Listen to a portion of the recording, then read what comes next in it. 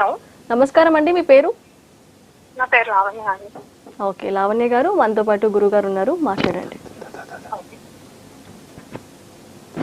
సాయిరామమ్మ, నమస్కారం అండి. ఈశ్వరానుగ్రహ ఫల సిద్ధిరస్తు. చెప్పండి అమ్మా, మీ సందేహం ఏంటి? నా పేరు లావణ్య అండి. మాకు పెళ్లి కుదరట్లేదు. అయితే చూసినా కూడా పెళ్లి వరకు వస్తున్నాయి, వెళ్ళిపోతున్నాయి. అమ్మా, మీ డేట్ ఆఫ్ బర్త్ వివరాలు తెలియజేస్తారా?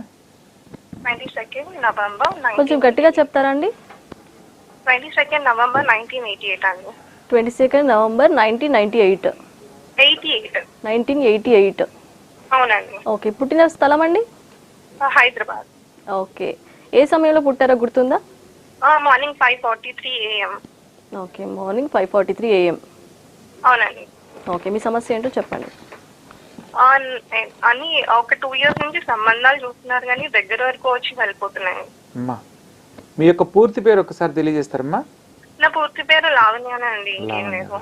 అయితే ఒకటమ్మా, మీకు నామ నక్షత్ర రీత్యా లావణ్య అని పిలవడం వల్ల చూచే చోళ అశ్విని నక్షత్రం 4వ పాదం మేషరాశి ఫలితాలు మీకు సంపూర్ణంగా వర్తిస్తాయి. అటువంటప్పుడు ప్రస్తుతము గోచార రీత్యా గురువు ఏప్రిల్ 29వ తారీఖు వరకు మేషరాశిలో సంచరిస్తున్నాడు. ఏప్రిల్ 29 తర్వాత గురువు వృషభ రాశిలో సంచరించబోతున్నాడు. అప్పుడు భాగ్య వ్యయాధిపతి అవుతాడు మేషరాశి వారికి. అందువల్ల శుభ సంబంధమైన ఖర్చు అనేది ఒకటి ఖచ్చితంగా జరుగుతుందమ్మా. గురు సంబంధమైన పరిహారాలు మీరు ఏది ఆచరించినా కూడా దైవబలంతో అనుకూలమైన వాడు, రూపవంతుడు, గుణవంతుడైన వాడు, మీరు కోరుకున్న విధంగా భార్యను ప్రేమగా చూసుకోగలిగిన వాడు మీకు భర్తగా లభించడానికి అవకాశం ఉంటుంది.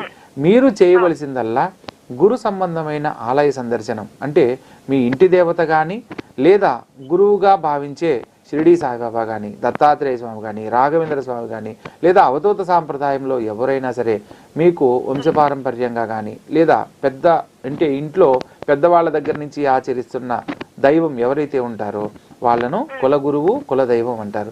ఆ దేవత ఆలయాలను సందర్శించి మనసులో ఉన్న కోరికను చెప్పుకోండి. ప్రధానంగా శుక్రవారం నాడు అమ్మవారి ఆలయంలో లేదా ప్రత్యేకంగా మీకు గురుబలం అనేది సంపూర్ణంగా అవసరం కాబట్టి గురువారం నాడు సంధ్యా సమయంలో ఒక 3 టెంకాయలను అమ్మవారి ఆలయానికి తీసుకుని వెళ్ళి అమ్మవారి ఆలయంలో అమ్మవారికి 2 టెంకాయలను సమర్పించి 1 టెంకాయని మీరు తిరిగి ఇంటికి తీసుకొచ్చుకోవాలి. అలా తీసుకొచ్చుకునే సందర్భంలో మనసులో మీరు ఒక సంకల్పం చెప్పుకోండి. తల్లి, నీ అనుగ్రహంతో ఇప్పటి వరకు మంచి జీవితాన్ని పొందాను, వైవాహిక జీవితంలో కూడా ఒక ఉన్నతమైన జీవితాన్ని కోరుతున్నాను. అందుకు నీ ఆజ్ఞతో నాకు అటువంటి యోగ్యమైన జీవితాన్ని నన్ను అనుగ్రహించండి తల్లి అని చెప్పి నమస్కారం చేసుకుని 1 టెంకాయను మన ఇంటికి తీసుకుని వచ్చి ఎక్కడైతే మీకు ఇంట్లో పెళ్లి చూపులకు సంబంధించిన కార్యక్రమాలు ఏర్పాటు చేస్తారో ఆ ప్రదేశంలో ఒక ఎల్లో కలర్ క్లాత్లో దాన్ని ఒక బండిల్లాగా చుట్టి ఏర్పాటు చేసుకోండి. అలా చేస్తే ఏదైతే సంబంధంగా వస్తుందమ్మా అదే సంబంధం మీకు ఓకే అవ్వడానికి అవకాశం ఉంటుంది. దైవానుగ్రహంతో ఆ వైవాహిక జీవితంలో కూడా మీరు కోరుకున్న విధంగా ఆనందకరమైన జీవితాన్ని పొందడానికి అవకాశం ఏర్పడుతుంది.